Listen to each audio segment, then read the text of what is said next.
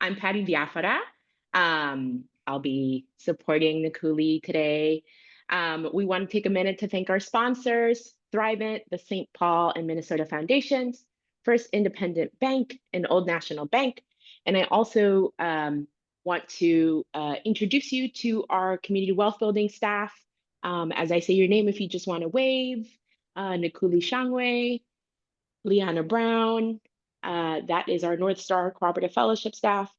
And the Shared Ownership Center, we have Benjamin Tsai, Christina Nicholson, Diana Siegel Garcia, and myself, Patty Biafara. Yeah, go ahead. Oh, sorry. So we hope you can join us today in being joyful and abundant. As you can see, many of our colleagues have that. We're celebrating a time for joy and just a time to celebrate all the work that's been done at Nexus. But more importantly, we never do this work alone. We always do it with community. And so all of you who are here today are part of our story, as well as all of our incredible speakers for the day. We will be having a giveaway. Today, we've got some great prizes. You must stay until the end, so please make sure if you're on an iPhone or if you're on a shared Zoom to rename yourself. It's easier for us to capture the names. There's some co-op gift cards and experiences for 2 people. Our colleagues, Jamie and Christina, will be adding names to a wheel. So just please rename yourself if you are calling from a shared Zoom or an iPhone.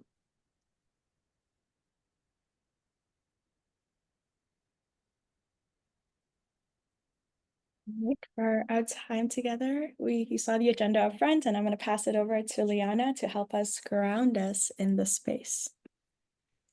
Thank you, Nikuli. Good morning, everyone. Welcome. So I will be reading a card from Harvest of Survival, an affirmation deck inspired by Octavia E. Butler. And the card is as follows. We can, each of us, do the impossible as long as we can convince ourselves that it has been done before. Octavia E. Butler, Parable of the Talents. So the question that the card offers us today, what inspiration are you drawing from right now to remind yourself you are not alone? So I just invite us, feel free to take the next minute or 2 to just reflect on this question. Again, what inspiration are you drawing from right now to remind yourself you are not alone? And if you feel led, you can feel free to share your thoughts in the chat. But let's just take the next minute or so here to just reflect on this prompt and remind ourselves what we're inspired by.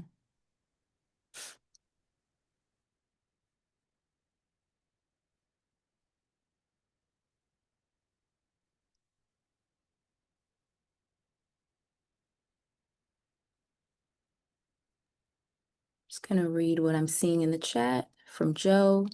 New and old leaders stepping up to meet the struggles of the time. Thank you. From Angie, my kid graduating kindergarten today. The cycle of life and knowing our kids are the future. Heart emoji. Ashe. From Patty, friends near and far doing the work. Thank you. From Lisa, to bounce back.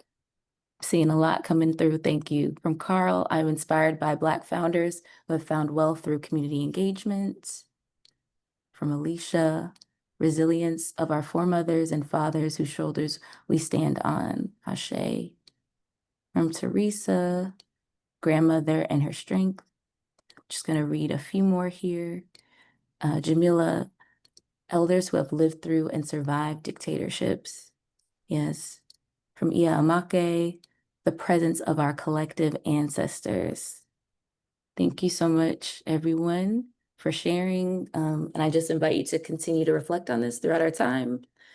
But thank you, everyone. From Sherry, I'll just read this last one. Let's see. Hello, everyone inspired by everyday new knowledge.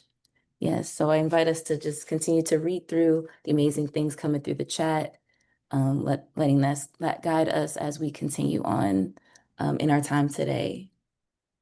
So I'm going to pass it back to Patty for the next thing. Thank you. Thank you.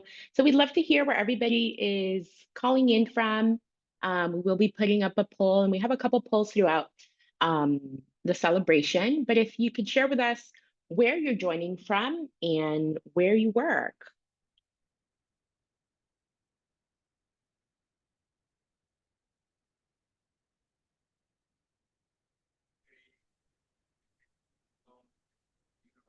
Hi, can you guys hear me? Yes. I am Tracy. I'm calling from St. Paul. I work at Goodwill. I'm an MFIP career counselor, and I was invited by my supervisor, who was on the call as well, and a couple of coworkers, and I'm glad to be in this space. Thank you. Wonderful. Thank you, Tracy. So it looks like we have most people from here, from the Twin Cities. We have a couple of people from the suburbs. We have a couple of folks from out of state. And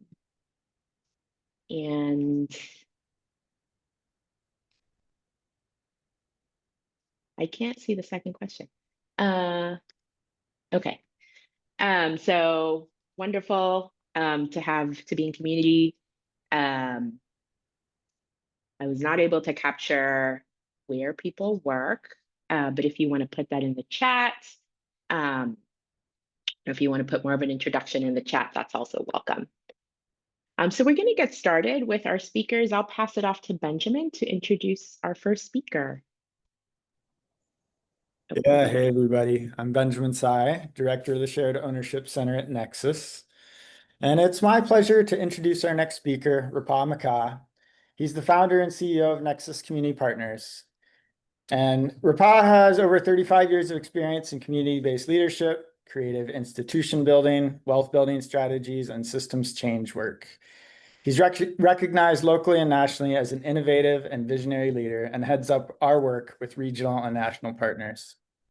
He sits on a number of boards, including he's a founding board member of Build From Within Alliance, a national network of community development organizations, and co-founder and board member for the Minnesota Black Collective Community Foundation, one of a small number of Black established and Black-led community foundations in the nation. He's also co-founder of the Twin Cities African American Leadership Forum, a community innovation accelerator helping to create equitable futures for Black communities. And he serves as a member of the nonprofit Quarterly's Economic Justice Initiative Advisory Committee, a national center point for innovative racial justice resources and tools. More personally, since I joined Nexus about 5 years ago, I've always appreciated Rapa's open-mindedness and his commitment to values-led approaches. He's always excited to engage with new people and ideas in pursuit of our mission to build more powerful and engaged communities. So thank you, and I hand it over to Rapa. Thank you, Benjamin. Can folks hear me? Yep, Yes. we can hear you. Good morning, everyone. morning. May the ancestors guide my words, my thoughts, my deeds, and my direction. As Benjamin shared, I'm Rapa Amoké, and the founding president and CEO of Nexus Community Partners. And I'm really, really excited to be here with you all this morning. I can't see all your faces, but I know you're there, right?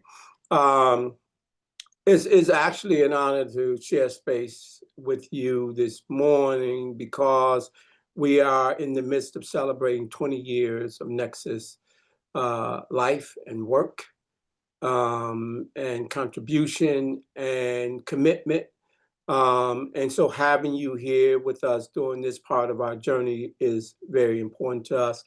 For over 20 years, we've, as Benjamin mentioned, we've built engaged and powerful communities, and we've used 4 strategy areas, if you will, to help us get there.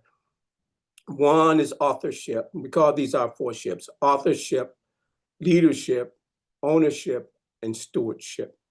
And we, along the way, have been very intentional about these 4 ships because we learned a long time ago that what is and what has always been at the core of how this country operates is it matters who governs, who plans for, who governs, who owns, and who stewards resources. It's always shaped our experiences in this country. And so our focus has been to try to move those systems, to shift landscapes in those areas. And over that 20 years, we've done something that we consider simple, but very, very powerful. And that is that we've turned to community as a source of strength and as a way of reimagining what power looks like when it is rooted in truth and relationships. And so everything that we've done has been rooted in that. And the ideas and the brilliance that has been gifted to us by community have informed our mission, our strategies, our innovation, and every initiative that Nexus has employed has been the first of its kind in the region and in some cases in the country. And that's because we've listened closely to what community says is important, what they aspire to, their gifts, their insight, their wisdom as guidance for us. It is our highest sense of accountability, right? And over that 20 years of listening and being embedded in community, we've developed some deep roots. And because of those roots, we believe that we are poised to meet not only this moment, but the future as it comes to us. And in fact, we think it's our responsibility to not only be prepared for the future, but to meet the future halfway. That the work that we are doing, we can see what's coming. And as a result, we have a responsibility to not just stand still and wait, but to move forward and lean in. And that's what you'll hear in some of what we're talking about. Last time we did, our last session was on the work that we do around leadership. This session today, as was said earlier, Liana mentioned it, this is focused on our ownership work, the body of work that we do around ownership.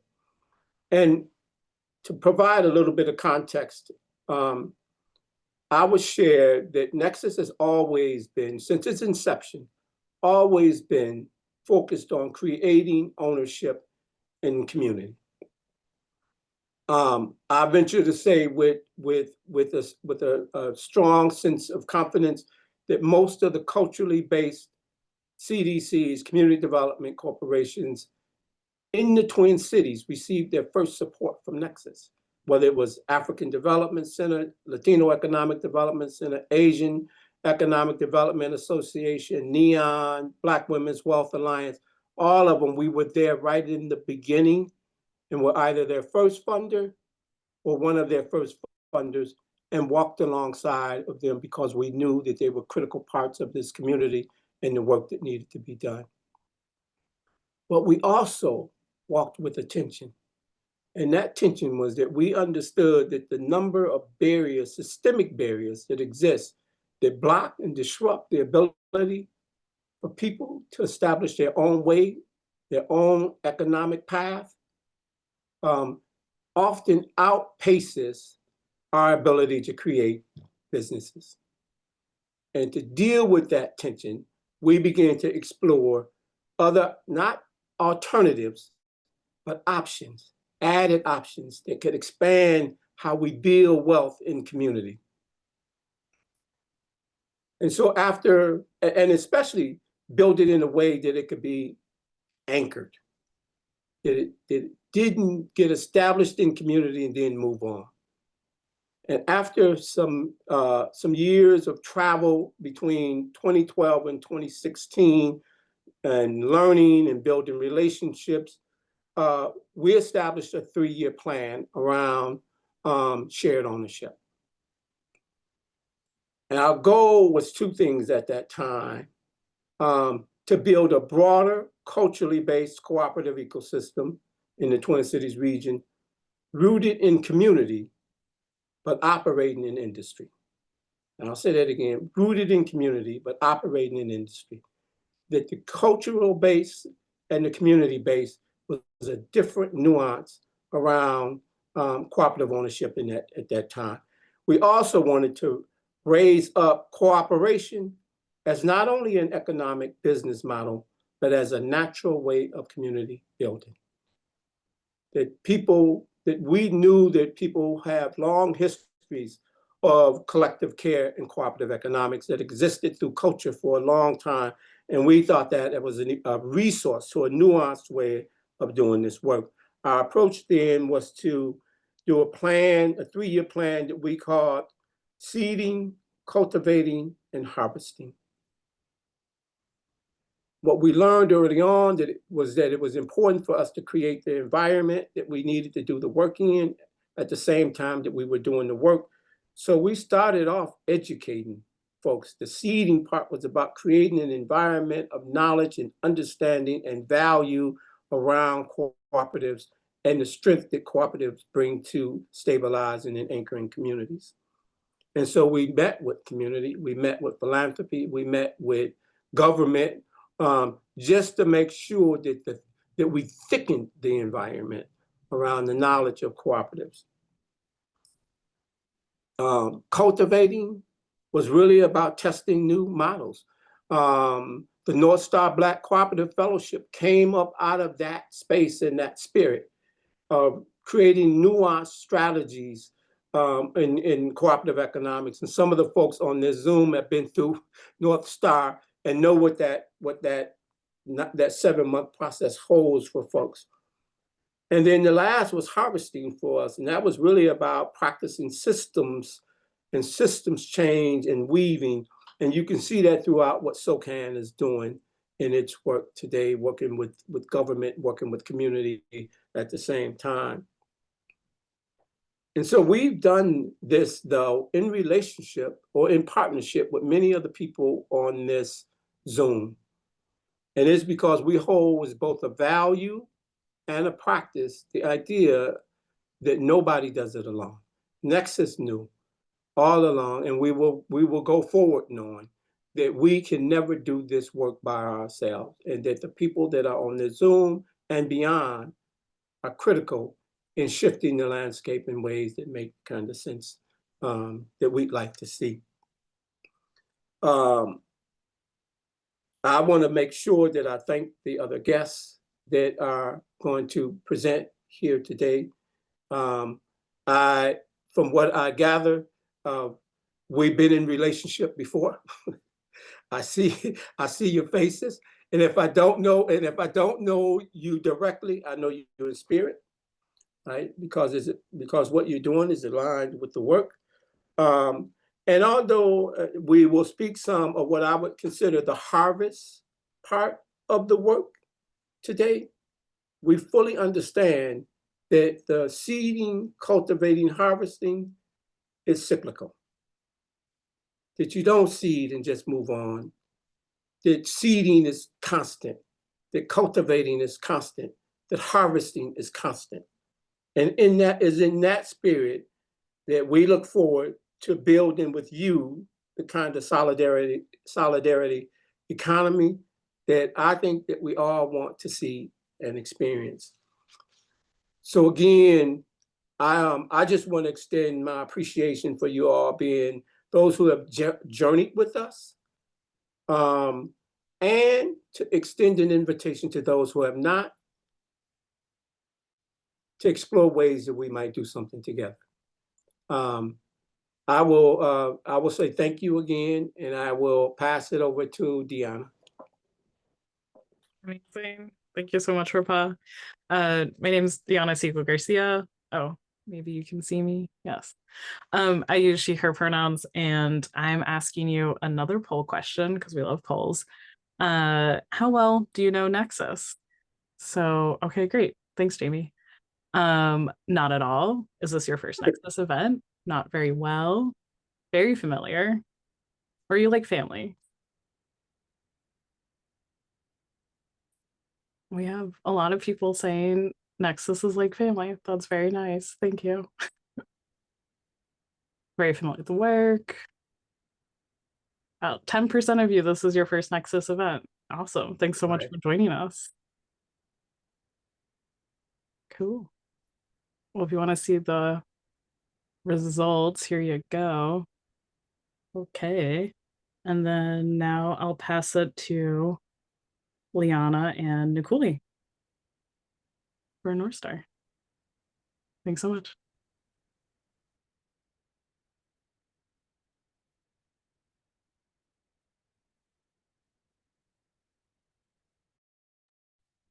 Thank you so much, Diana. Welcome to all the new folks that are engaging with us for the first time today. We hope to see you back. We hope that you become family as we welcome you all. If you know, we love food. And so at some point, once you are family, you know that we will feed you because that is our love language at Nexus. And for all of those that have joined us over the years, we're so grateful that we get to engage with you again and hope to see more of you. And family, welcome back, family. Lovely to see you. I hope you're comfortable and happy in the space. But as Rapaz said in his words, that a lot of our community wealth building work is really rooted in building all of this with community in place. And part of this is also this North Star Black Cooperative Fellowship, which was really our first venture into cooperative work in our community wealth building phase. And so that's what I'll be talking about to help celebrate. And I'm very excited that two of our speakers, panelists that are helping us celebrate today are also North Star Black Cooperative Fellowship alumni. And so this is just a joyous day all around. But the North Star Black Cooperative Fellowship. Hello, everyone. Again, I'm Liana, and I will be sharing this Pamoja, which this glyph was created by Duaba Ununra, a North Star Cohort 3 alumnus and Nexus staff. And this glyph and proverb we typically share with each cohort on the notebooks we give. And it's just a great reminder of why we do this work and the importance of cooperation. So I'll just be reading that to just help ground us again in our time together. We are each other's harvest. We are each other's business. We are each other's magnitude and bond. That's from Gwendolyn Brooks. And so again, Liana Brown, Program Manager for the North Star Black Cooperative Fellowship. And what brought me to this work was that it felt very familiar in terms of just how my family operates, as well as just being in different artistic spaces, the need to come together and to share resources to help us all thrive.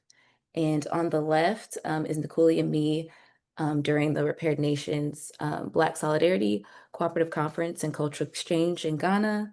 And that's us at the Kweku Ando Sustainability Institute, KASI, a space to help practice and reconnect back to Indigenous African practices. And so that was a beautiful experience that we both had.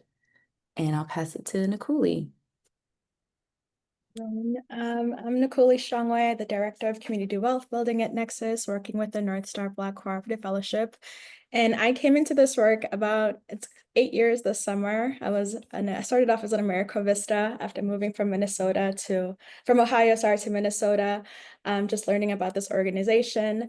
One of the things I remember to this day is Danielle Mkali, my supervisor and one of the founders of North Star, asking me, why cooperatives? Like, why do you like this? Why are you interested in it? And for me, it just has always made sense. Cooperatives, collective solidarity is how we build community together. It's how we take care of each other. It might be meal drives, it might be food drives, mutual aid, but that's just how we take care of the people that we love and care about. And so that's why it makes sense for me and why I continue to be very passionate about this work.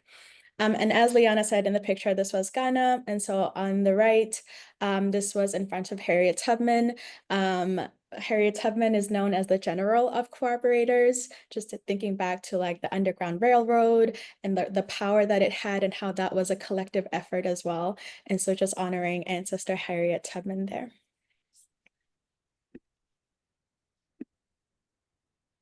So the North Star Black Cooperative Fellowship was established in 2017 by Danielle Mkali, who's the wonderful lady in the green dress on the left, and LaDonna Redmond Sanders. And it was really inspired by a book, Collective Courage, which we have a picture later, which talks about the history of Black cooperation in the US. dating back to things like the Underground Railroad, Free African societies, mutual aid societies, and really talking about how Black folks have always used cooperation and collectivity as a way to get more free, as a way to take care of community.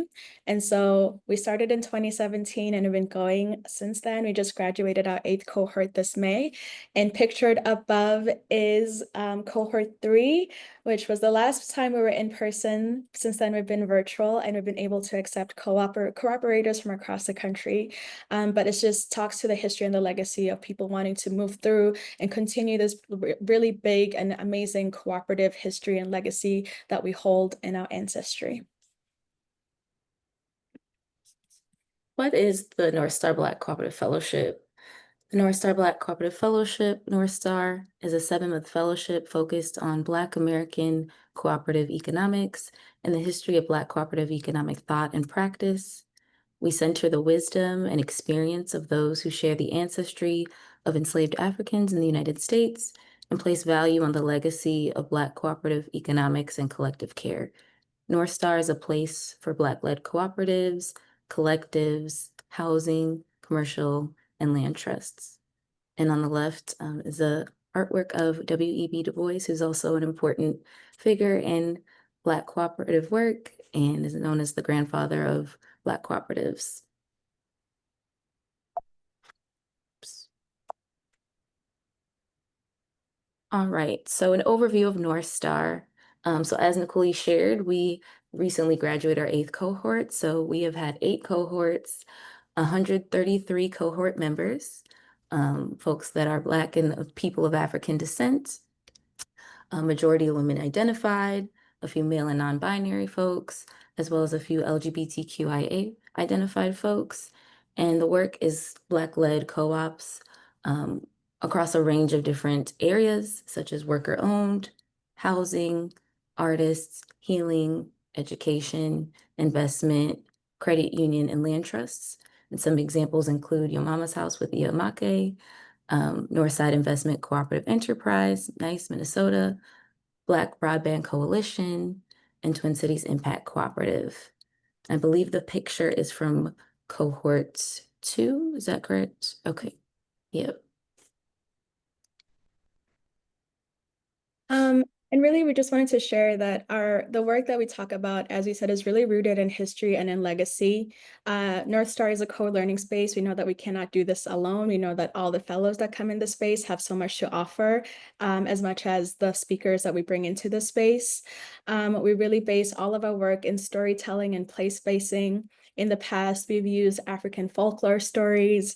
This past year, we had someone read out their play, and all the fellows were acting out this play and really got into it. We have some incredible actors and actresses in our midst.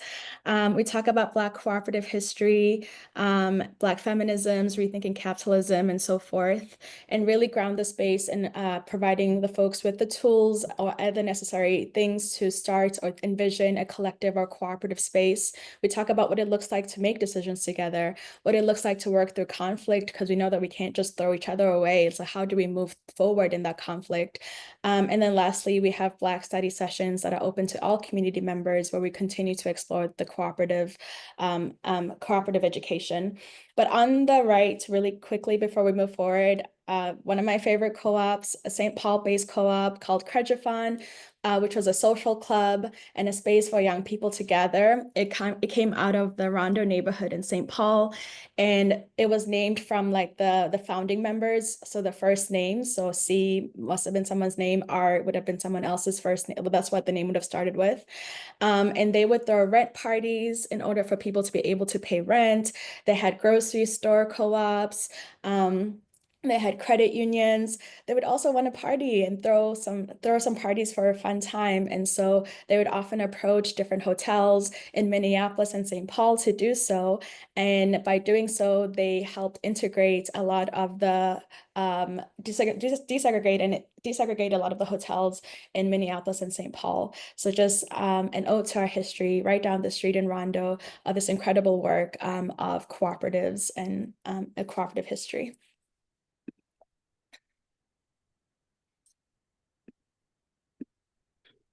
And lastly, we've talked about this already, but this is Collective Courage, A History of African American Thought and Practice.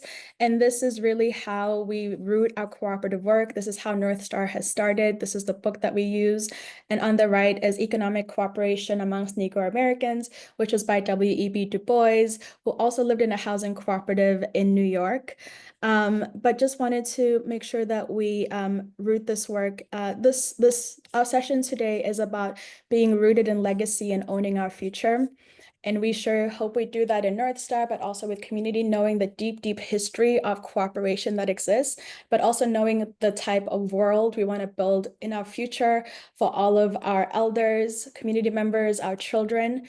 As Rapa mentioned, we want to meet the future halfway. And so we hope by doing the North Star Black Cooperative and other cooperative work and community wealth building work at Nexus, we are working towards building a better and more sustainable and healthy, joyful, abundant future for all of our communities to thrive in. Great.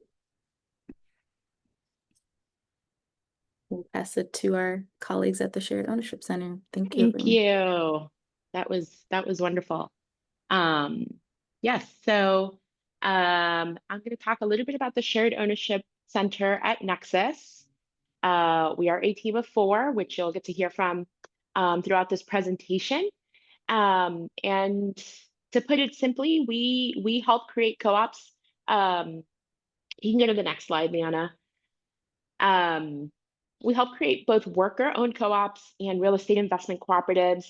We're a team of consultants. We support BIPOC communities developing those, and we see them as a way to build community wealth. We focus on cooperatives because we believe in democratically owned enterprises, broadly shared economic and social benefits that come from cooperative work.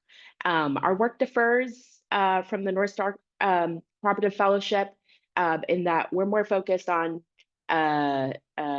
technical assistance, supporting groups to create their cooperative once they've worked through their business plan and are in a readier state. Next slide. So this is our team, which I introduced earlier. Benjamin Tsai is our director of the Shared Ownership Center. Christina Nicholson is our cooperative developer. Diana Siegel Garcia is our program manager. And I am the director of the Worker Ownership Initiative, focused on the worker ownership side. Next slide. And so I'll talk a little bit about our history. As Rapa mentioned, in 2016, Nexus launches the Community Wealth Building initiative. And by 2017, the Shared Ownership Center forms. It was formerly known as the Worker Ownership Initiative. So when we started, we were solely focused on worker-owned cooperatives. And as we've grown and expanded, we've started to take on different work. In 2019, we received a 3-year grant to help support our work and the growth of our work. That's also when Benjamin joins the team. And that's when we had our first cooperative conversion. So we took an existing business that became a worker cooperative, that's Happy Earth Cleaning, based in Minneapolis. By 2020, COVID hit. A lot of our work went virtual, and our work also turned to supporting our cooperatives through the shutdown. We worked a lot with Happy Earth Cleaning and others to make sure that they were able to survive the shutdown, and they were. We found cooperative businesses are more resilient to those shocks. In 2020, Christina joins our team, and that was also the launch of IBWIG, which was in 2021. Fast forward to 2022, I joined the team. We also converted the People's Canvas, the Improve Group, and created Taproot, which is a real estate investment cooperative. That was 23. 2024, we launched a local fund, which you'll hear about later. That was something we were working on for several years. It's an initiative that we share with the city of St. Paul. We also transitioned the Feminist Book Club, and rounding out our team, Deanna joined our team in 2024. And then that brings us to 2025, where we transitioned Mayday Cafe. They are they were a complex conversion for us. We worked with other partners, MCCD, Shared Capital, and the city of Minneapolis to really support them through that transition. And we had our second real estate investment cooperative convening in 2025. And so as you can see, our work has expanded, has grown. We do much more than cooperative transitions. We also work with startups, and you'll hear from some of them today. And we can go to the next slide. I think I will pass it off to Christina. Terrific. Hey, everybody. Good morning. Really happy to be here. My name is Christina Nicholson, part of the Shared Ownership Center, cooperative developer. Wanted to wish everyone a happy Pride for those of us who celebrate and those of us who should. So glad to share the space with you this morning. Really grateful to be in the midst of so many thought leaders and community connectors. So wanted to talk a little bit about some of our work and give you all a little bit of an idea about some of the specifics of some of our programs. So I myself live in South Minneapolis and actually live in Powderhorn. So Mayday is a little personal for us. So Mayday Cafe is located here in Powderhorn. Since 2017, as Patty laid out in our timeline, the Shared Ownership Center has transitioned 5 businesses to worker-owned cooperatives. Mayday is one of them. But in addition to transitioning 5 cooperatives fully, we have supported over 50 companies along their worker ownership journey. And that has included things such as technical assistance, helping them understand how to improve their overall financial situation.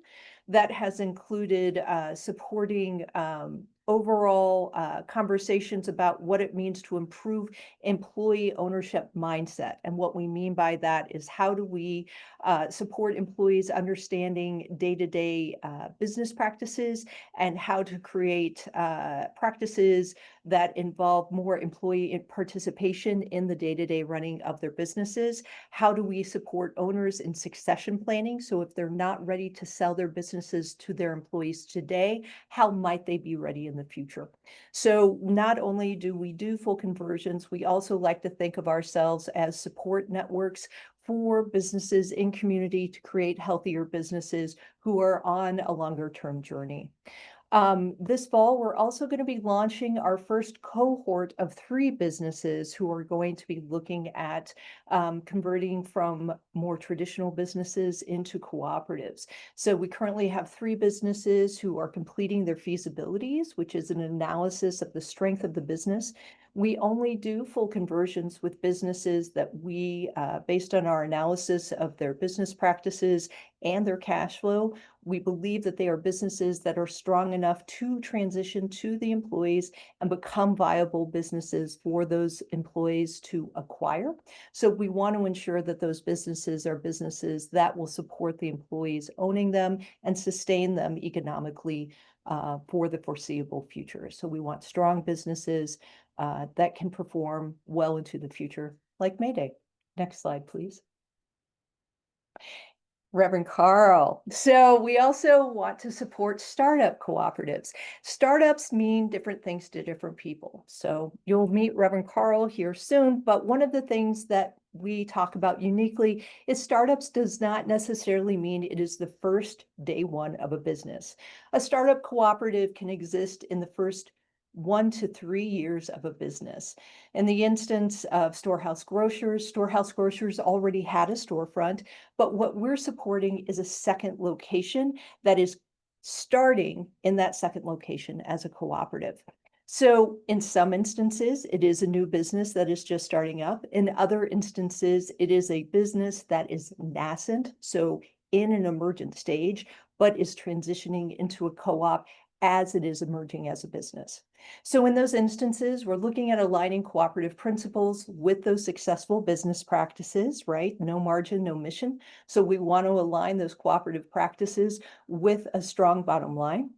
We also do technical assistance that includes foundational education about cooperative practices and principles, membership and economic participation, democratic participation, as well as business planning, and then making sure that our businesses are connected to the larger cooperative network here in the Twin Cities. To date, we've supported so far about 10 startups across the Twin Cities. One thing that's exciting and that we really appreciate is that we have such a deep relationship with North Star. So, for example, Twin Cities Impact Cooperative, which are graduates of the North Star program, are one of the partnerships and one of the co-ops that we're currently working with in partnership with the local fund, which we'll talk more about later. Next slide, please. And then real estate cooperatives. As part of the Shared Ownership Center, Patty mentioned, and we also partner with real estate cooperatives. Real estate cooperatives are a powerful tool for not only an anti-gentrification strategy, but a strategy to really ground communities in the success and long-term care of their neighbors and the economic well-being of a community. So for real estate cooperatives, it creates local access to ownership of real estate. It allows people to team up in community to buy real estate together. So while none of us individually may be able to afford a commercial piece of real estate, when you aggregate 100 people who can bring together $500 per person or $1,000 per person, that suddenly creates a level of access that none of us could achieve on our own. It creates an opportunity for affordable space. That cooperative, that collective purchasing can offer a retail space or a commercial space at affordable rates to renters. So for businesses who are looking for a retail space that they want to rent, this is an opportunity to do that. It also means control. So members of the cooperative can have a vote and an involvement in the governance of the co-op. And what that means is they can make decisions about the care of the property, the cost of the rent of the property, the kinds of businesses that they want to support in community. So the co-op community owns, controls, and manages that real estate. And then it also ensures stability.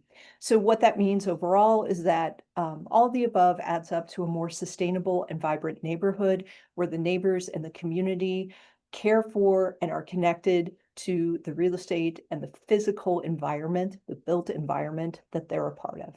Next slide. Yeah, and I can So talk about go our work. ahead. Yeah, go ahead, Benjamin. Yeah, so the real estate work is kind of a new body for us, a new service area that we've been supporting for about the last 3 years. And it really came out of community. It was a grassroots movement that started bubbling up, especially after the uprising. And so we wanted to step in and support as well as we could. There's really just a lot of community interest in like securing real estate, especially as our, as our communities were facing sort of like these shocks to the system, and we were seeing speculators coming in and hunting around for properties. So we really wanted to step in, and since then it has really been continued growth. So we've supported, at this point, 6 different co-ops with their incorporation. And in addition to that, we've been providing technical assistance to 5 others that are kind of on their startup journey. They haven't incorporated yet, or they're kind of doing different models. And I should clarify too, this community-owned real estate work, we largely call it co-ops, but it does include other legal models like community investment funds. We also work with land trusts, and other forms are even being explored, like community investment trusts. So there's a lot of different ways to do this.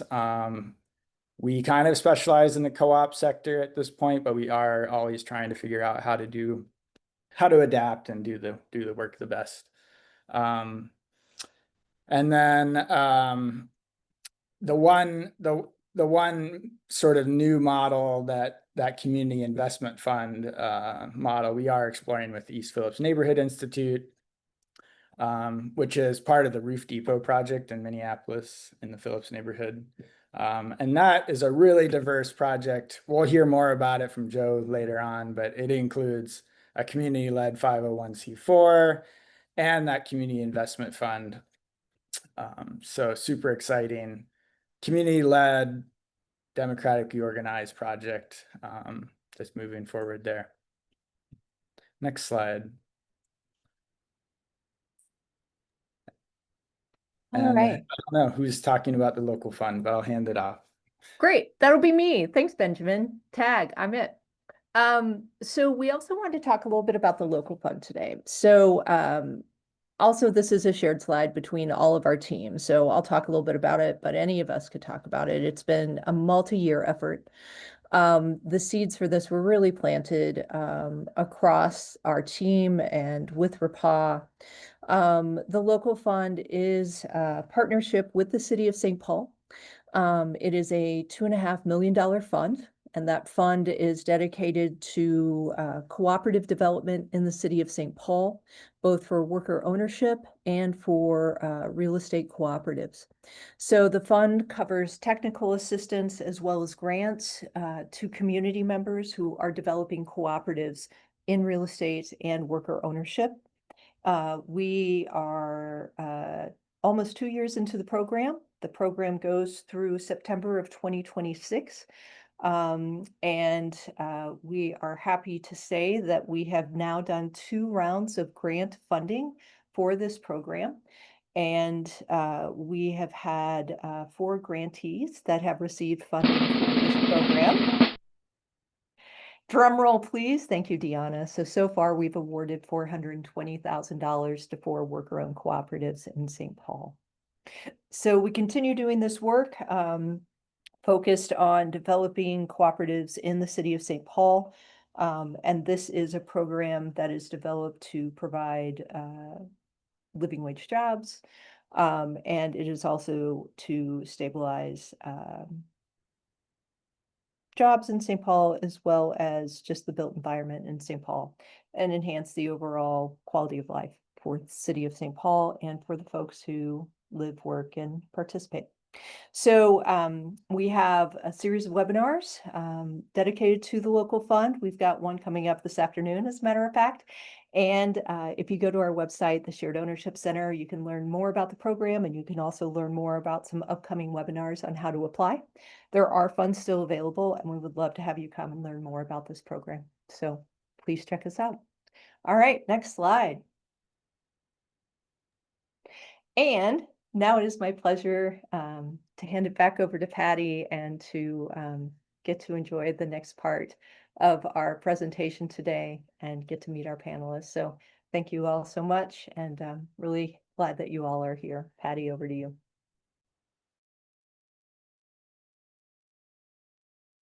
Thank you.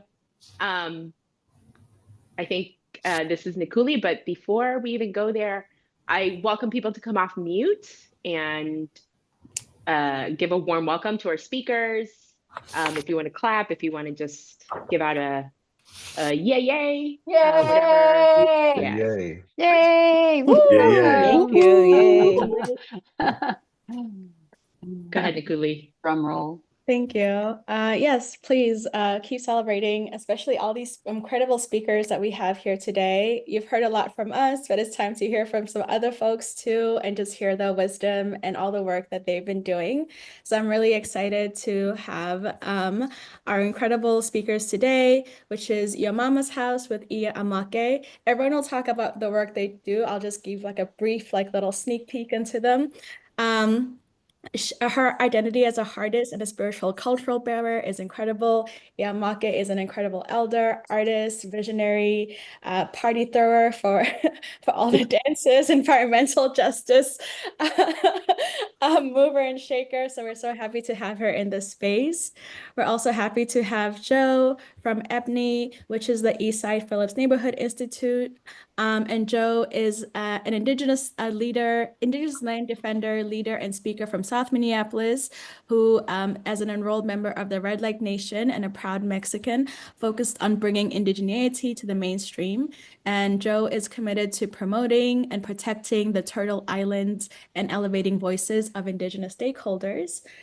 And we also have Pastor Carl, who is also, along with Amoké, both are North Star alumni, and as mentioned, working with Pastor Carl's working with the Shared Ownership Center. Pastor Carl is many things: mover, shaker, grocery store owner, coffee connoisseur and maker, traveler, but also most recently, he's a Bush Fellow and a half marathoner. So excited to have all these incredible folks in the space to help us continue celebrating our 20th anniversary and highlighting the important community wealth building work that is happening in community. Pass it back to Patty. Thank you. So we'll be asking our panelists some questions. If you have questions for them, we will have a question and answer section towards the end. If you can use the Q&A feature in Zoom, if you don't see it on your menu in the bottom, you can click on more, and then you'll see a Q&A on the menu, and you can use that. That helps us track when questions are answered. And otherwise, let's get started.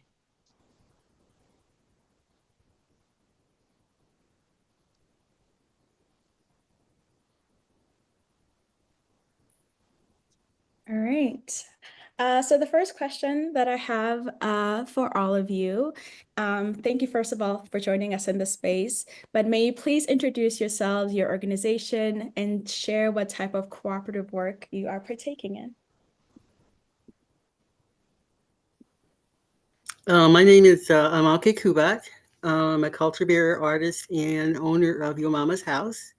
My work is basically about caring.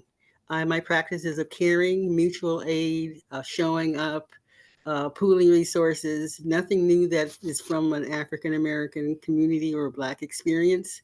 But reminding people, and my focus group is mothers and their art of mothering. They do more work than any person on the planet. They carry life, they sustain life, they protect life, and yet we're most underserved and most undervalued. So I'm uplifting the work of mothers and reminding them that mothering is an action verb and it is an art form, and building it how we can do it and do better. I'm also focusing on health as well.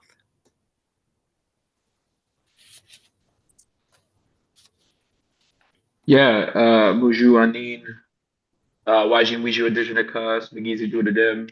Hello, all my relatives. My name is Joseph Iqbal. My spirit name is South Mountain. I'm an enrolled member of Red Lake Nation, and my clan is Magizi. My mother is Nicole Mason, and my father is Andres Iqbal. Just going through the cultural protocol there, as you know, where I come from and where I'm going. And my work is steeped in a legacy of fight, not only from Indigenous folks, but new immigrants in this nation as well, and that shaped my politics and my work. I've been in the environmental justice field for about 15 years with Roof Depot for 5 at this point, 7 technically, but on and off for 2 years, 5 being my primary focus and it taking over my life. And there, the whole focus and goal of the Roof Depot project, which I'll talk more later on, is just community control and community autonomy, especially in disenfranchised communities like East Phillips that has been strategically disinvested in to be exploited, both resourcely, but also for labor. And so on top of community control, through that directive, it has been not only what does our neighborhood look like, being from East Phillips myself, being born and raised in the Little Earth community, it is also what does it feel like? And that is the question that I've been working with not only my neighbors, but also our allies in and across Minneapolis. I'm incredibly thankful to be here today. Thank you all. Thank you. My name is Reverend Carl Johnson. I've been fighting food insecurity for 15 years. Started in Lima, Ohio, and during COVID was the kind of like the height of my work, feeding over 10,000 families, setting up 5 food hubs, creating sustainability through food insecurity. So we run Storehouse, Grocers, and Coffee, the GW Carver Center. We feel like food is culture. We do nothing without food, as Nexus also does. We celebrate with food. We don't use food as an attractor. We use food as a constellation. So we surround around food. And so one of the things that we do really well is we believe in uplifting people and transformation within the city of St. Paul through worker-owned cooperatives. We think worker-owned cooperatives is a lost art within our communities, and I'll talk more about that, but we believe it is the foundational work of how African descendants of slaves were able to become resilient and to be wealth builders within the historic history of the United States. And so we believe in reawakening that within all of our communities and neighborhoods, one person at a time. Mhm. Thank you so much, Reverend Carl, Joe, and Amoké. That was a wonderful introduction. We have such a rich panel. So if you could share with us what was your journey to becoming a cooperative, and specifically, how did the community wealth building team support your progress? I think we can go in the same order if that's easier for folks. Let's see. Am I muted? Unmuted? We can hear you. Okay, all right. My journey has been quite long.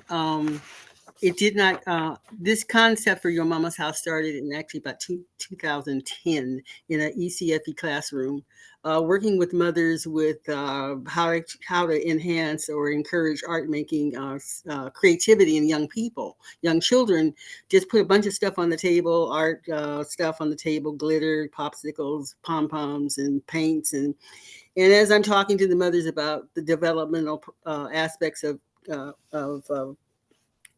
using art for their children, for learning as a learning practices, the mother stopped listening to me and started making art and started talking to each other. And finally I said, what's going on? And they were like, oh, we love this. We don't get a chance to be together. We don't get a chance to talk. I don't know anything about this Somali mama. I don't know anything about this Spanish speaking mama. And they started talking to each other. I had interpreters and they just started talking. I was like, oh, this sounds pretty good. And they were like, well, this is fun and we're relaxed and we don't ever get a chance to sit down and be quiet and da-da-da-da-da. And I'm like, well, what do we need to do about that? So it came out how incredibly tired mothers were, and how they were not allowed or did not feel they were allowed to sit down and rest. So our first project was talking about resting and what do we need to do? And in that process, I thought, well, just find a chair and sit down. And that's your chair, claim that spot. And when you're sitting there, nobody can bother you. It's not easy to be done, especially when families have large families and young children. So eventually I got someone to build me a blueprint for a chair. And the first chair that we did in the community was the sick and tired of being sick and tired chair. And we started talking about Fannie Lou Hamer's work and why she would say that. And then this chair idea just kept rolling. I also offered free art spaces out in the community for women. No woman, no mama has ever paid a penny to me or my company for doing art. We do art, we get together, we eat a little bit, we talk, they solve problems, they share resources. And I thought, this is really good. What should I call this? And somebody said, Your Mama. So Your Mama got attached to it, and eventually just talking to people about what I did, I somehow saw the North Star Fellowship and thought, that's kind of what I want to do. I didn't know quite, I understood what cooperatives were through the West African word of Isusu. I've done Isusu with people before, where you pool money or you pool resources and you share them every month. So say maybe we all put in $100 a month. Every month we get a chance to take that $1,100 and do something we need to do, like maybe pay rent or fix your car or whatever. So I kind of knew that concept, but wasn't a big practice. And it was only within my small community that I understood that. So I was very excited about the North Star Cooperative, and enjoyed that now this information is getting out. People are getting invested in there, and we want to kind of get off the grid of working for somebody else for nothing. So I was very excited about that. Your Mama's House is not quite a cooperative. I really am toying with the idea of it kind of being a hybrid. As an artist, it was very hard to separate what I do as an artist and what Your Mama's House does as an entity. Your Mama's House is based on my aunt's house, where I went, everything was there for me. If I was dead, tired, beat up, divorcing, whatever was going on, I can go to my aunt's house and find a meal, the bathtub, the laundromat, the food that was cooked, and I would get myself straight and I can go back out into the world. Also, what we found out with the women at ECFE, and as we did the workshops, were the transferable skills in women's work were not being passed down. So young women were, throwing away a pair of $200 jeans because they didn't know how to fix a zipper or put a button on it. So we had women who had those skills teach those women who did not know the skills. We started talking about cooking. There's a difference between cooking and fixing a plate, fixing something. Fixing is microwave. Cooking is an all-day thing when the food is bubbling, and I was able to show women, your children will eat better if you're cooking and they smell it all day than you will if you put it in a microwave. There is something about the body smelling the food, the spices, whatever. So, but by the time they get to the table, they're drooling. Microwave, they might even know what the taste is supposed to taste like. It's got so much salt and sugar and whatever. So we started having these conversations. Then it went to Your Mama's House, started looking at the needs that were not addressed by the entities that were coming into our communities. I live in North Minneapolis. I heard entities saying, oh, they don't need that, we're going to give this instead. And we go, well, if they ask for this, why are you giving them a little bit of that and nothing at all?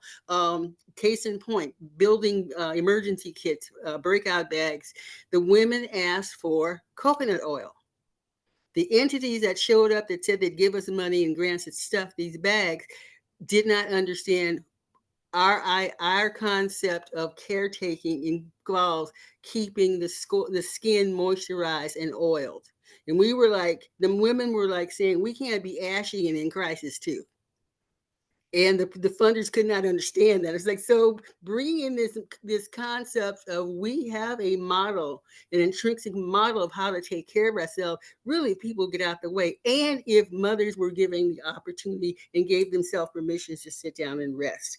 So fast forward from the model of art making, which I still do, I started traveling to Cuba and Honduras and understood by seeing the indigenous African people there that there's a model called Amoké. It means to embody care. Everything you do is about care because you have this holistic vision that we're all connected in this ecosystem of nature and being human beings. We're connected to every little living thing, and we must take care of each other in order for all of us to survive. There ain't gonna be some people survive. I don't care about this Blade Runner idea that people think they're going to leave somebody behind. That's never going to happen.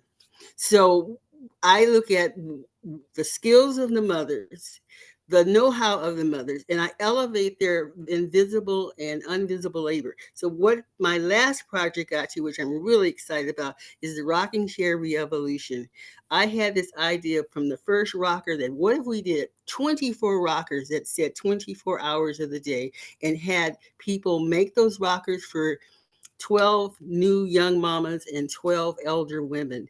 And that vision or that idea was manifested of March of this year. What I also saw is women not saying to them, this is the first time they've been seen for their work. Elders saying, I can sit down. My body hurts. So Your Mama's House has transformed into like an oasis of how do we take care of each other and a model of how we can take care of each other. And I'm happy to say that since March, I've gotten like 5 or 6 request to bring the rocking chairs to other places. So I get artists who design and paint the chairs. I get recipients from the community who says this elder needs to sit down, this person's health is not so great. And we match people up by, they need a big chair or a little chair, they're short, what is their body like? Can they sit down in a hard rocker? Do they need a pillow? What do they need?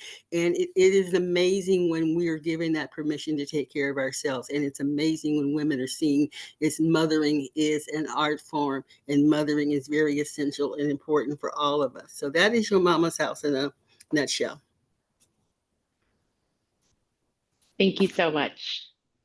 It's incredible work, and one that is steeped in kind of what we're trying to achieve in East Phillips, because at Your Mama's House, what we're trying to do is not anything new or innovative. It's something that our people inherently know, because of their connection with each other, and more importantly, our connection to the land. And that symbiotic relationship kind of enforces rest. For Anishinaabe people, wintertime is one that we tell stories, and we cultivate a lot of that rest. We exchange education in preparation for the spring and summer, where we do a lot of our work and collection and preparation again for the winter to survive those times. So apologies if my story sounds very similar, but at the root, it's just doing what we are inherently meant to be doing in this world. But in navigating this space, it's really important, to have partners and expertise like, Nexus community partners. And I'll emphasize just like that word community, because in East Phillips for the Roof Depot project, it's one that's been riddled with conflict, conflict with the city of Minneapolis, conflict with the state, more importantly, the Minnesota Pollution Control Agency, and also with our legal system, because these are entities that we pay into via taxation to protect residents. However, we had institutions that were actively violating mission statements, strategic planning, and 2040 goals, by again exploiting land and people and labor. And how they were doing that was there was this emphasis of decarbonization, and investment in Black and Brown communities. However, it was self-selective. It was predicated on who was donating to who, and which communities were voting for what, and how they showcased in favoritism. And really, East Phillips had enough of it. It's unfortunate because North Minneapolis, who was a sister city, a green zone, experiences exactly the same phenomenon. And in South Minneapolis, or the South Side Green Zone, we began organizing 10 years ago. And it was our elders and aunties and mothers who made the rallying call. The Roof Depot project is one that it's 7.5 acres. Most of it is a building, a vacant warehouse that's been abandoned since 2005, where the city forcibly took it from a owner where they threatened eminent domain, despite community demands to purchase the site back then for $3 million. The city, with its power, bought it for $5 million, and since then has been racking up bills. Where we are right now is that the East Phillips community has a purchase agreement with the city of Minneapolis to purchase the site for the sum of $16 million. This is a neighborhood that is mostly indigenous, Black, and poor, with the median household income being $32,000, with it dropping significantly to $10,000 in the Little Earth community. And we're expected to pay $16 million. Now, I started my conversation with what got us here was the diversity of tactics, but more importantly, expertise. And Nexus has been filling that role. Shout out to Benjamin, because a lot of the ideas, whether it's through our elder here in that radical rest, which isn't so radical, but these ideas, the components of the Roof Depot project is one that is mixed use development, that is grounded in renewable energy, and in a farm component, an industrial farm component, and with shops, and this idea that we're exploring, which is called the gift economy. Benjamin mentioned that we have an investor co-op that we're creating, transitioning the community ownership side to a 501c4. But as a community, or as a neighborhood rather, the word investor feels exploitive. It sounds exploitive. You know, how we understand capitalism and how it has been used to ravage our neighborhood through exploitation stokes fear. And we've had to rethink the way we think of investors, but more importantly, through the guidance, Benjamin's guidance, it's like, how do we attract the investors that we want? How do we get community investors? And through that, we found a good crop of folks, both from the neighborhood and supporters with renewable, local, and decolonial mindset incorporated into like their creed. Because the Roof Depot project, through its big aims and lofty goals of being self-sustaining, we still exist in a capitalistic society. And I don't want to be that project that it's more steeped in dreams than reality, because that's what Denzel Washington said once, is like, dreams without goals is just dreams, right? And so using the expertise, we've been moving along with that cooperative model, but it's been one that has been very, very hard, not because of the state and city's resistance to this project. And I'll just say their resistance to this project is because East Phillips, the Roof Depot project, is not one that was supposed to happen. The city wanted to consolidate its public works project or facilities all in East Phillips to free up the land in the other neighborhoods. So think of North Minneapolis, think of Northeast Minneapolis, these and specific areas that are now trendy, or more important, or how we understand it, where they're going to gentrify. These are areas that they've deemed as property zones that they want to invest in. So East Phillips, because it's an urban planning scheme that is stooped in racism, there needs to be winners and losers. I've identified the winners. East Phillips is supposed to be a loser. The public works facility project that was supposed to take place instead of Roof Depot is $120 million. So we're going against big money. That's why they're upset. That's why this project was never supposed to happen. But 2 years ago, the community took it over through occupation and resistance and a diversity of tactics. And since then, it's been justifying our cause, this project, through expertise. We have the ground game, but we also have folks like Benjamin that are like, this project is sustainable. And we can continue to bring a funnel of funds to sustain it, as well as having its business plan to cover the costs, the rents, the taxation that is required to have a property in this system. And so, although the work is not done, this purchase agreement is still predicated on the state delivering on $5.7 million, which we're all hearing from the state. That is some shady work at the moment. Not shady in what the back deals, but like, is it going to really happen? But I can say wholeheartedly, without our experts in the room, not only guiding us, but translating material for our community, we wouldn't be here. Because if I were to walk into the room and talk about investors to my neighborhood, I don't know if we'd get this far, despite me being from East Phillips.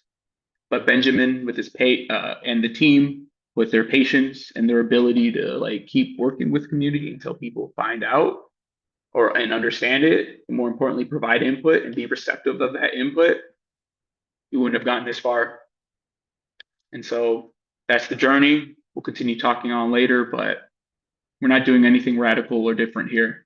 It's all the same that we know, but we're just trying to exist in this colonial capitalistic society. Thank you, Joe. Well, we got started in this work. It's just been a historical work as we talk about food as being a constellation. My family has been involved, and probably your family. And our family has been involved in cooperatives for generations. whether we knew it or not, whether we understood it or not. And there's another word that we don't that naturally people don't use with cooperatives is collectivism. And so collectivism has been used over and over for generations. For African descendants of slaves, I may say the word black, but black is not a monolith. So use that in the spectrum in which you want to use. And so as Black people have used collectivism to build resilient communities. I got started in this work out of angst, living in the Twin Cities in 2020. I grew up in Atlanta, Georgia. So there's a stark difference to the 1990s Atlanta. In Atlanta you see now is just the future of that. And so futurism was really something that my family believed in. Black people created CSA boxes. Black people created food co-ops. Black people created farming co-ops. And the reason we created these things because we didn't have, like Joe was talking about, we didn't have investors. We didn't have banks. We didn't have ways of creating capital out of nowhere off the backs of other people. And we had to figure out a way how to do that. And cooperatives is that way.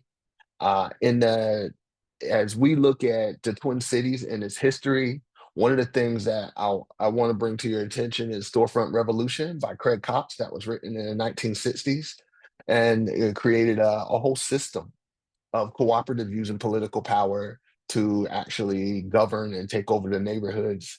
And that's how I got started. Like it's food is political.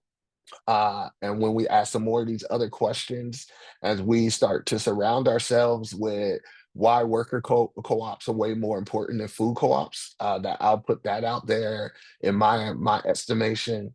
We got started saying, man, I can hire people and they'll still be food insecure.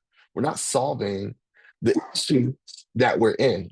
And so I'm being really like transparent. That's where I saw that opening up a food co-op did not make sense to my community. People needed to figure out a way to build wealth.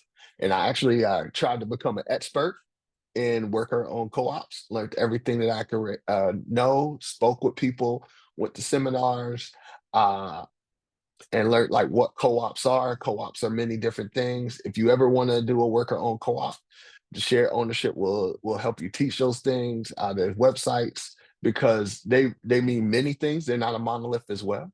So it's not just grocery stores. And so it's any business can be a worker-owned co-op. And so just think about that in your future. And so our history really tells why this work is important in many different ways and frameworks. And so that's how we got started, just in that simple framework of seeing like where we once were resilient to where we want to be resilient again. Great, thank you all so much. I love this interconnectedness in all your work. I also love that all these different geographies that sort of span across the Twin Cities are represented here too. So that's really incredible. So I have a question for Ia Amoké. You talked about this, but your mama's house is deeply rooted in collective healing, creative expression. So how do you see these practices supporting collectivism or the hybrid work that you're thinking about it and Black women's leadership in the space? Okay. I basically have only known Black women leadership as a great model here in the United States. And when I lived outside of the United States, women were taking the helm of everything. Given that those models as a young person, even though I didn't have a mom, I saw my grandmothers. One worked like a small farm, and the other one basically was old enough to really sitting on the porch watching me jump off the roof all the time. So, she was the Native American culture part of my family, and the other side was African. So I got a chance to see women's work in a different form. I got a chance to see women's leadership and how they were held in esteem. I didn't see a lot of them. I didn't see any domestic violence at all. The women were pretty vocal, and they owned small businesses, and they kind of was pretty independent. So I didn't have any problem with that model. What I'm seeing today is young women not understanding what leadership is, and they're taking leadership. It needs to be groomed, it needs to be mentored, it needs to be nurtured, and who is stepping up to that. In my artistry, I look for what was it like before exposure to the trans-African slave industry. What did it look like in West African cultures where my DNA says I'm Yoruba and West Nigerian? What did that look like for? I even looked when we had COVID. What did indigenous people do all over the planet who have seen, have seen epidemics? And it was surprising that it wasn't anything different than what the CDC was saying. And then they had more things because they still have connections to the plants and the herbs and the water and spirit. That spirit and this faith and spirit was very much a part of healing and very much part of the culture, very much part of the community. You did not go into many communities, as I know of, where there wasn't some active practice of faith or in a god or goddesses or whoever, but that was invited into the room as well.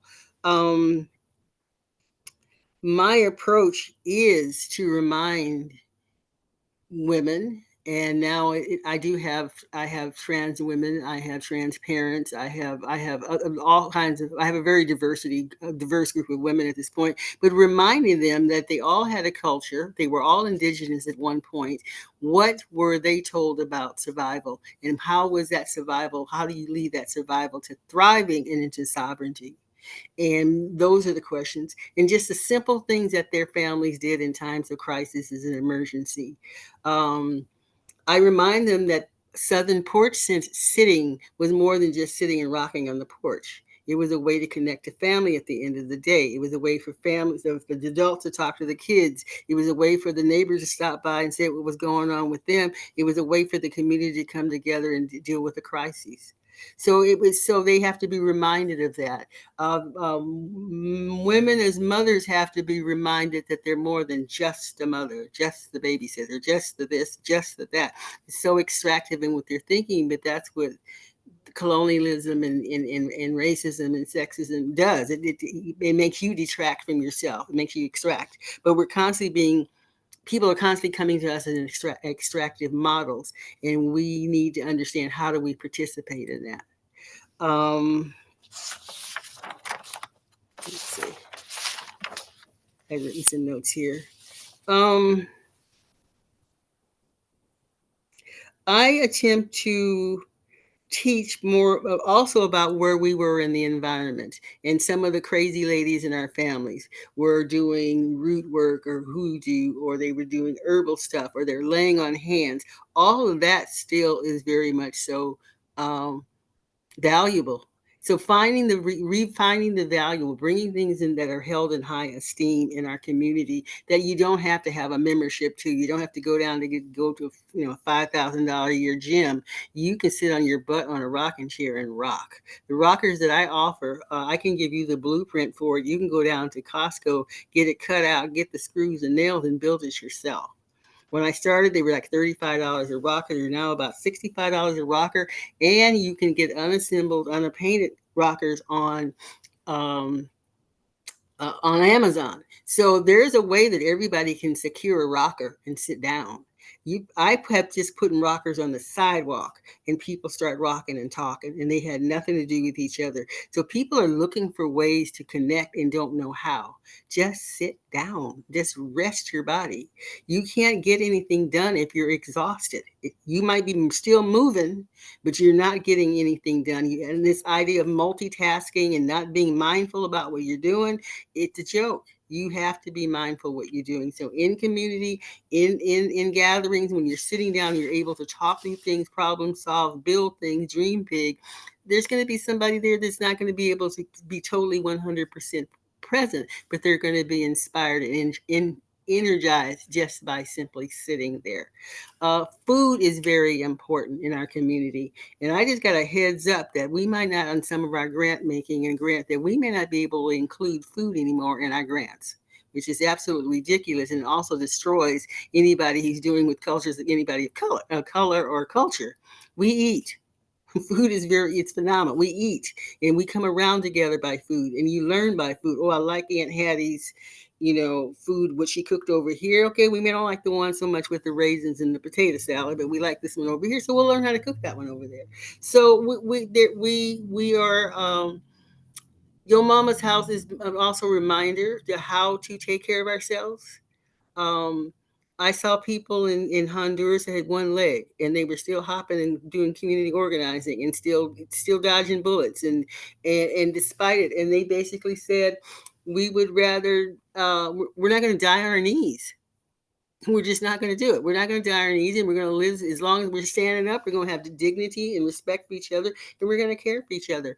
And I saw that in practice. I have a walker. I'm in Honduras. I speak a little bit of Spanish, not a whole lot. Cars would stop to let me across the street. And people say they don't ever stop. I was in Cuba. The police stopped to help me walk across the street. And they said that really does not happen. But it was a way of somehow people looking at what you are. People made sure I had water. I was here in Spanish. Did she ever go to the bathroom? We ain't seen her go to the bathroom in 2 days. Is something wrong with her? And somebody would go, oh, she's not drinking water. If that's somebody paying attention to another human being and figuring it out, the pat on your shoulder when somebody just walks past you and pats you on your shoulder, those things that used to be our hands on giving somebody a hug, holding somebody while they talk and allowing them to cry in a safe space in your arms, keeping what people share to yourself, like what's said in Vegas, keep it in Vegas. So we need to practice the things that we knew were rooted in spirit and rooted in our connection to the land and rooted in that we will know we can do better and we can dream big. So again, that's what I hope to do in my work, build a legacy of information, that women start writing more, producing more art, to leave a legacy. Art should not be separated from who we are and what we do. It doesn't have to be the Mona Lisa to be a piece of art. It could be anything that talks about the human expression. And I agree, there's a difference between the indigenous African expression and Black. To me is experience in the United States. And every skill I've ever gotten from a woman, I have been able to use all over the planet. I started a free kitchen in London just by going down to the Portobello Road with the farmers and saying, you got anything that's not going to make it to the next day? Got the vegetables, got the onions, got a little piece of meat from the butcher for a dog I didn't have. And I'd make big pots of beans and rice and stew, and I'd feed everybody. And then people would come in and tell me about their cultures and their languages and whatever. So I love what Joe and Carl are doing. I'm glad to know that I'm part of what you're out there in the world. The energy is there, and I hope to vibe with you. Hope to maybe get some rockers in your communities. But I'm mama. That's basic. I'm real basic. I'm just mama. Not just mama. I am the mama. Thank you so much, Amoké. Thank you so much. I wish we had more time to sit on the porch. So Joe, you shared what it's been like navigating the real estate journey, but you also do work around food, land, and sovereignty. So we'd love to hear, how you invest in land as a strategy for community control and intergenerational wealth. Yeah. The urban farm aspect of the Roof Depot project, along with like many of its components, were one that it didn't come from my head. It didn't come from the board of EP&I's head. It came from the community, and it's because of I think often what gets forgotten during the development process or through the dreaming, we call it, is community is genius, because through struggle breeds innovation. And that's what we believe here in East Phillips, in that, this was back in the late 2000s, and we understood that renewable energy was the future. It needs to be the future because of climate change.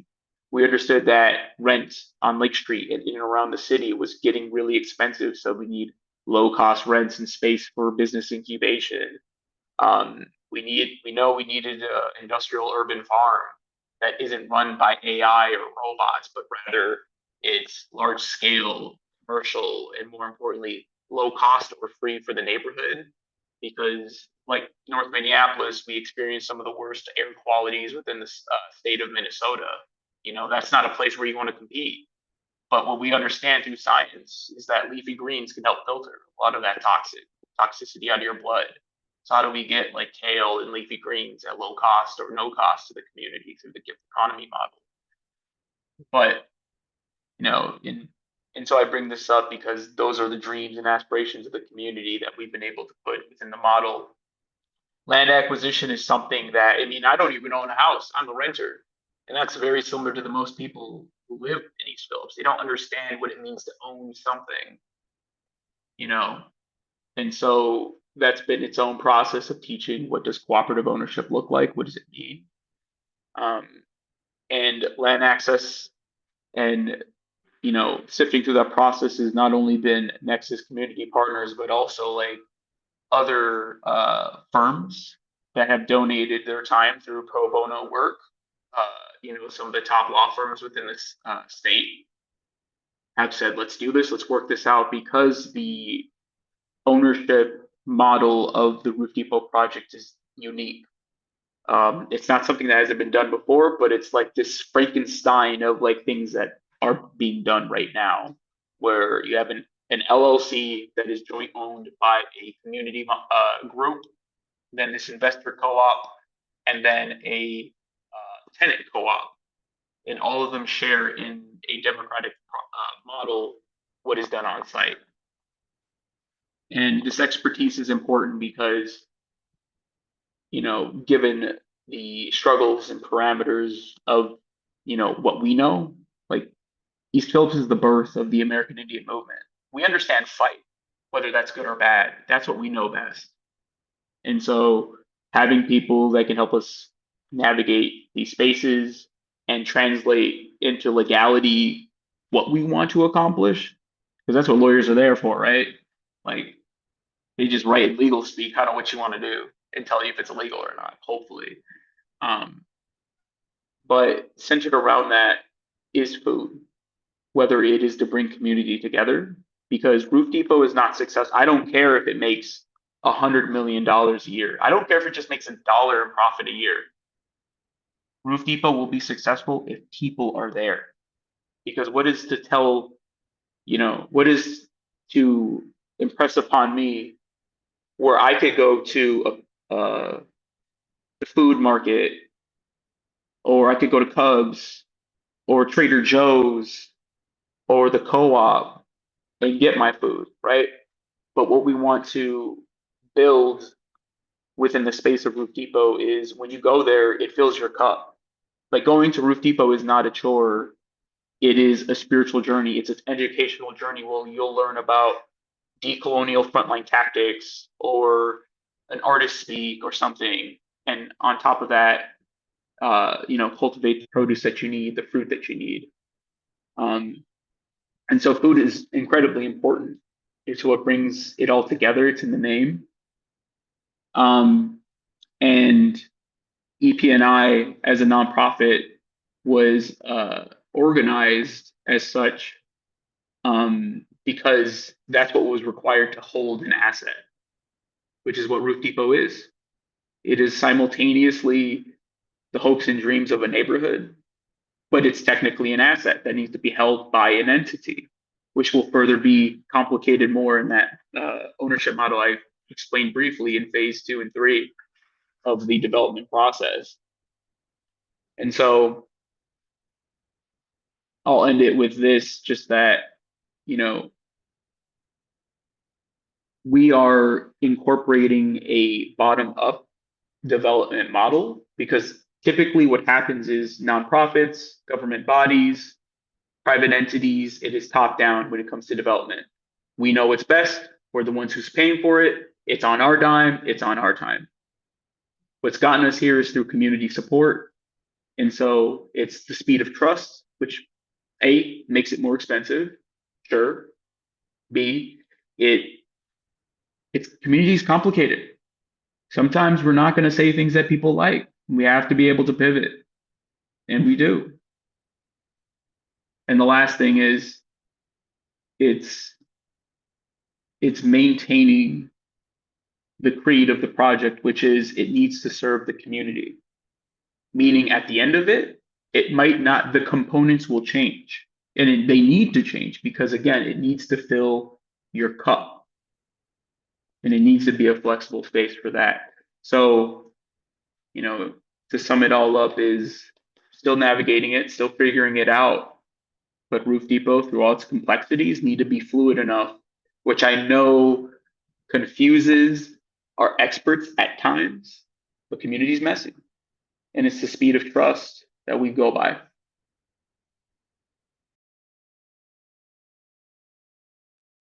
Thank you, thank you so much for that, Joe. Like I said, I just see all these intersecting threads between what all the speakers are bringing to us today. So for Reverend Carl, you also talk a lot about food insecurity, etc. But how does improving food access and supporting local ownership build economic power in Black communities? In addition to the work that you do, can you also share other initiatives that have made an impact? Yes. So I would want to first say, when we start talking about food insecurity, it's actually a new problem. It's not an old age problem. It's a new problem that's happened in the early 1930s to 1960s. And so after the Great Depression, we started to see food insecurity. So it's not a problem that we normally have seen face. Now it's better. One time somebody said, food deserts just don't appear, they're created. So in that retrospect, we know that food insecurity is one of those things that people don't want to deal with, first off. And two, solving it could be relatively easy. And so we said the best way to solve food insecurity within our neighborhood is by having worker ownership. And so for just to give you like the timeline, most businesses and stores in the South, this is why worker ownership is really important and why everyone, if you don't know right now, is overly investing in worker ownership models. Private equity groups are putting their teeth on it. ESOPs are being the newest funding models of what we call vehicles that people are going to be using to see their new vision of wealth for America. And so one of the things that worker ownership does is it can start really small. It doesn't have to be large scale to see that. Kroger actually was in the news a couple of years ago, and they're the basis of why we do this. Albertsons, Kroger, they tried to do the largest merger in the world with grocery stores, and it actually failed thanks to our Congress. But 3/4 of all Kroger workers, which is 800,000, go home food insecure. So there's people that are serving as cashiers, produce makers. They actually don't own their labor whatsoever. And so that is the biggest thing about when we start talking about cooperative and collectives. Like you, we need to own our labor. We need to own our labor, and our labor is the thing that builds our wealth. And so that's the one thing that we've seen that can change. And when people start to own their labor, they start to become innovative and create their own personal solutions. And the impact I want to see happen, because food creates many intersectionalities. And so we're talking about supply chain. We are talking about CPG, consumer products. We're talking about distribution.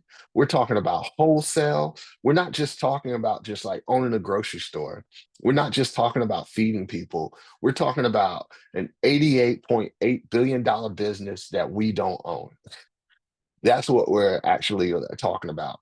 In the state of Minnesota, food insecurity is actually one of the biggest sub-industries. And we'll talk about food banks, we'll talk about USDA, we'll talk about food wasted. So at one point, we waste $34.8 million in food every single year. So that means there's also like that's almost for every person in the United States. There's around 47 million people who live in the United States who represent food insecurity. So that means almost $1 million per person that they could get food back. And so I really believe that worker ownership is the way when we start talking about it. And one of the things that we've done is create the Social Kitchen Fellowship. And the Social Kitchen Fellowship goes from beginning to end, tells young people between the 18 to 30, teach them transferable skills, all the way to being able to be a worker owner opportunity within our business. And so that's been the solution that we believe that's going to work overall. And even as entrepreneurship, if you talk to any entrepreneur, I have lots of friends who are entrepreneurs, and I've met 2 or 3 that have been telling me, like, I can't do this alone anymore. And once we start to understand that ownership is not about like just owning one thing, but it's owning a part of something. Because nobody's fully an owner, right? Like an entrepreneur rents, an entrepreneur has to sign a lease, an entrepreneur owes the bank. Like there's nobody who is fully owning the full capacity of their labor. And so if you're going to be an entrepreneur, you need to choose today what part of your business you want to own and what part of your business you don't want to own. And so that's always the question when we start talking about Black entrepreneurship. Do you want to own the creative part, or do you want to own the accountant part? Do you want to own the accountant part, or do you want to own the technical part? And so we have to make those decisions day in and day out about our business. And so the first key that I've always said that we need to do is always to own our labor. And once you teach people that they can own their labor, then you'll see entrepreneurship take a huge shift in people's minds, hearts, and abilities to see entrepreneurship in their community.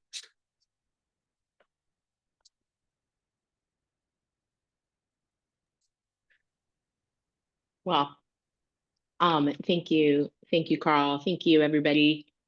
This has been such a rich conversation. We have one question in the chat, and I'll pose it to the group, whoever wants to answer it. What practices do you do, or what do you tell yourself to show up as your authentic self? In life, it's hard, and more so in areas like Minnesota, where our true selves aren't accepted or received with dominantly white spaces, and we don't always have communities that validate our experience.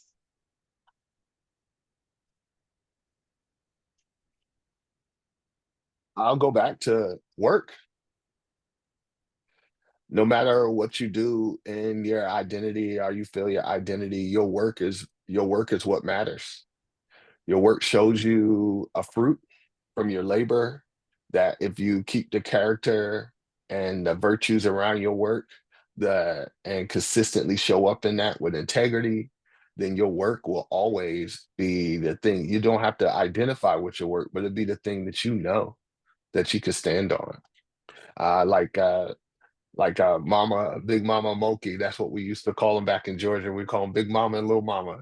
And so, as we would say, their work ethic is what showed up every single week and day. When she was talking about food, like one of my mentors, he was like, I don't even understand food insecurity, Pastor Carl. My mama kept a pot of beans on all day long. And anytime you were hungry, 3 a.m. to 3 p.m., you just go in there and get you a pot of beans. And so that was something, that work ethic of always keeping something cooking was always something that was really important. That would be my answer to that.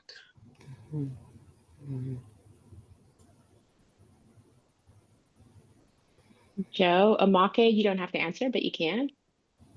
Oh, for me, it's in Carl's answer. It's the work, but it's also grounding myself in my communities. When I step into this space, I heard at the beginning, I'm here with my ancestors, but I'm also here with my living ancestors too. And so it cracks me up, but like thinking of our aunties, Jolene Jones or like Cassie Holmes, and Benjamin has been a part of it where we've gotten yelled at by them. Like, this isn't good enough.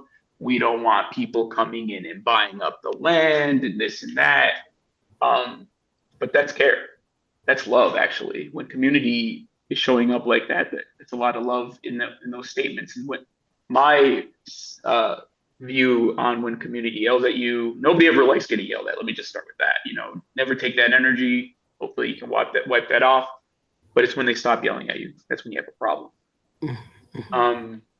But truly what allows me to come into spaces is through that grounding, that I know where I come from. And I'll take it a step further. Like, community is a thing that means a lot of things and nothing simultaneously. I'm talking about my tribe. I'm talking about my Mexican ancestry. I show up with that. And with that, it's worked so far. The propaganda has spread where I'm allowed to sneak my way into a great conversation with Carl and Aunt Grandma here, but if it don't broke, don't fix it. But more importantly, always hold your people down. I have seen over and over again that one's ancestors' spirit are always present, always listening, always available. I think about when I get stuck, and sometimes I want to do that whining. There was somebody who was taken from their land, from their families, from their village, thrown on a boat, didn't know where they were going, survived some kind of way with their, face down, shackled to somebody who could have been an enemy.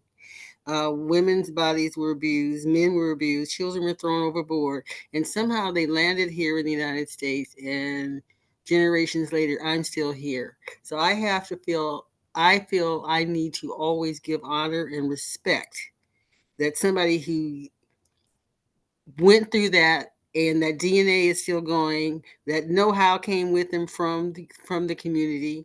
My African name is Ida Ade Labu, which means the consciousness crossed the waters with success. So I honor that by saying I have the knowledge base, the infrastructure or the outer structure or the universal structure of countless generations of ancestors, and I call on them.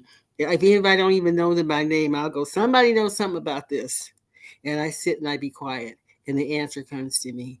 Or a book falls off the shelf, or somebody picks up the phone and says such and such and such, and I go, oh, that's what I needed to hear. Like being here today and hearing Joe and Carl's stories, I'm hearing some things that's giving language to things I have not been able to give language to. So that's how I roll. I roll with doing my best to be strategically spiritual, to be open to learning, to know that at some point I will be passing the mantle on. Hopefully it will be a legacy of the wealth or the information or the experience I had that will help other future generations, and something I do that will add a pathway of healing. So I'm still learning. I feel still, yes, he is getting older, getting up there, but I'm still a newborn baby because I was told there's so much you don't know, you can make a whole new world. Well, I'm waiting for those whole new worlds. Thank you. Thank you so much to our speakers. Thank you so much for sharing and being open and reminding us that today is a celebration and a day of rest. It has been amazing to share this space with you. If you want to come off mute and clap, cheer, an energetic thank you to our speakers. Thank you. Yeah. Thank you so much. Eva. Awesome. Much love. Wow. Thank you so much. So I think I'm passing it off to Deanna. Yes, we're doing a Mentimeter. We're doing a word cloud. Excuse me. So if you have a phone, pull it out. Otherwise, I will put the link in the chat. And then ask the question, what does community oh, come on. Okay. Can you see, what do you see? The slide. Oh, okay, Yeah. interesting. All right, 1 second. Dun, dun, dun. Oh no.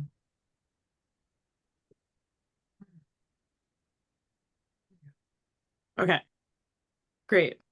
Do you see it now? Yep. Okay, great. Awesome, excellent. So put as many words as you like, up to 5. Get a sense of what does community wealth building mean to everyone that took the time to be here today. I see love, big, hope, community, strength, food, future, ownership, legacy, ancestors, strong roots, babies,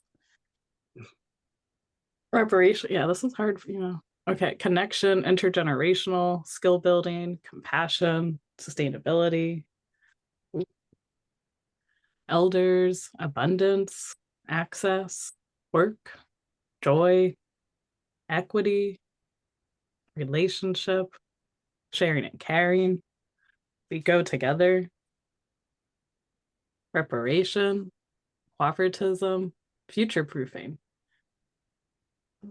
Inherited, collective. Amazing. And I can see. Awesome. Thanks so much. Okay, and then I have to stop and share once again so we can let the good times roll. Mhm.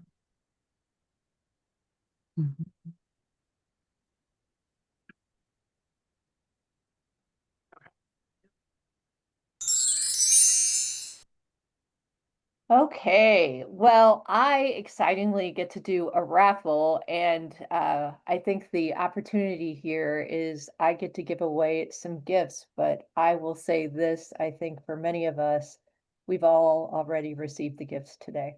So I just want to thank our panelists so much. What an amazing conversation. I have so much gratitude and reflection for everything I've heard here today. So that being said, I have a wheel of names and I'm going to spin it. So for everybody who's attended and hung on, thanks so much. So we have 3 things we're going to give away. The way we're going to do this is I'm spinning a wheel here. It's got everybody's name on it. So I am clicking it to spin and I'm spinning it. And when I spin it, it's spinning right now. You may or may not hear it. And the name that it's stopping on is Sandra Jones. So Sandra, congratulations.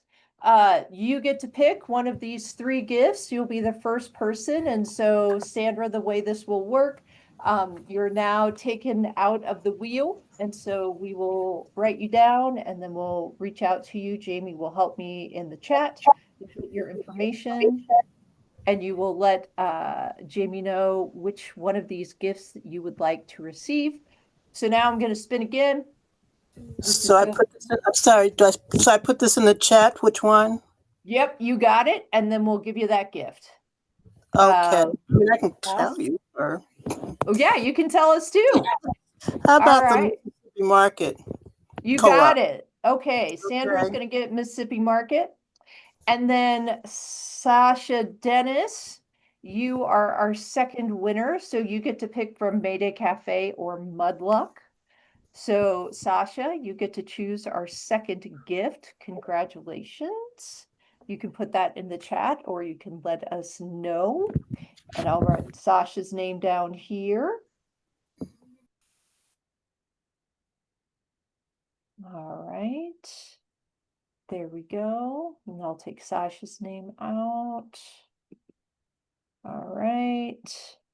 Let's see here. All right. And I'm going to spin for the last one. And our last winner today is... Dun, dun, dun, dun. Olive Nofsinger. So Olive, you are our final winner today. Congratulations. All right.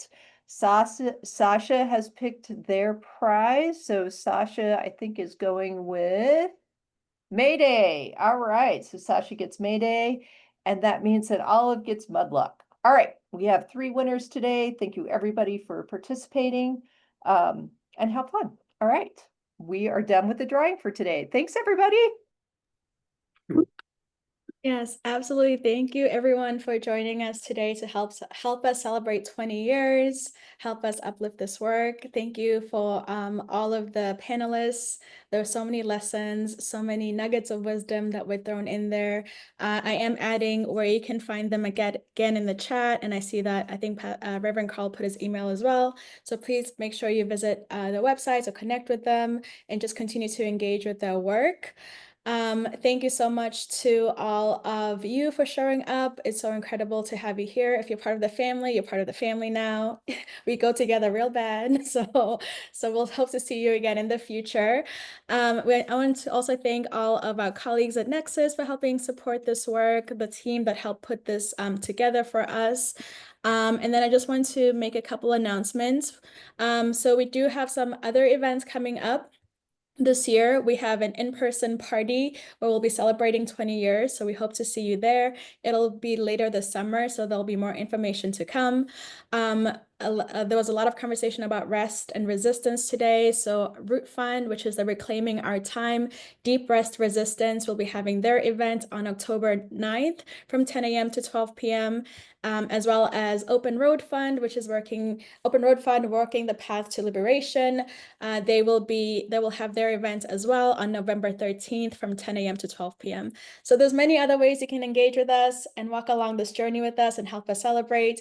But we're so excited that you've joined us, and I hope you have a wonderful rest of your day. And with that, we are done.